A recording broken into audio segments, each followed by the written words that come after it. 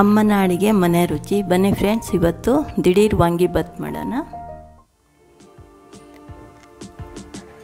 ಅದಕ್ಕೇನೇನು ಬೇಕು ಅಂತ ನೋಡ್ಕೊಳ್ಳೋಣ ಬನ್ನಿ.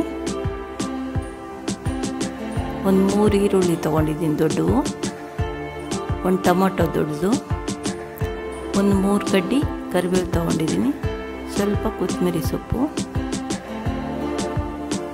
ಇವಾಗ ಹುಣಸೆಹಣ್ಣು ಕಿವುಚಿಟ್ಟಿದ್ದೀನಿ, ಸ್ವಲ್ಪ ಅರಿಶಿನ ಹಾಕ್ತಾಯಿದ್ದೀನಿ, ಒಂದು 1/4 ಸ್ಪೂನು, 1.5 ಸ್ಪೂನ್ ಖಾರದ ಪುಡಿ,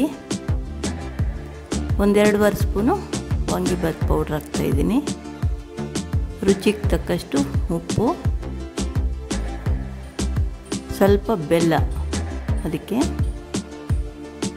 ಇವಾಗ ಒಂದು 5-6 ಸ್ಪೂನ್ ತೊಗೊಂಡಿದ್ದೀನಿ ಆಯಿಲು, ಒಂದು ಅರ್ಧ ಸ್ಪೂನ್ ಸಾಸಿವೆ,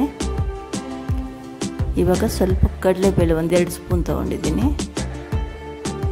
ಅದು ಬ್ರೌನ್ ಕಲರ್ ಆದಮೇಲೆ ಉದ್ದಿನಬೇಳೆ ಹಾಕ್ಕೊಳ್ಳೋಣ. 1.5 ಸ್ಪೂನ್ ತೊಗೊಂಡಿದ್ದೀನಿ ಉದ್ದಿನಬೇಳೆ, ಕರಿಬೇವು ಸ್ವಲ್ಪ, 1-2 ಒಣಮೆಣಸಿನ್ಕಾಯಿ. ಇವಾಗ ಈರುಳ್ಳಿ ಹಾಕ್ಕೊತಾ ಇದ್ದೀನಿ. ಇವಾಗ ಒಂಚೂರು ಉಪ್ಪು ಹಾಕ್ಕೊಳ್ಳೋಣ.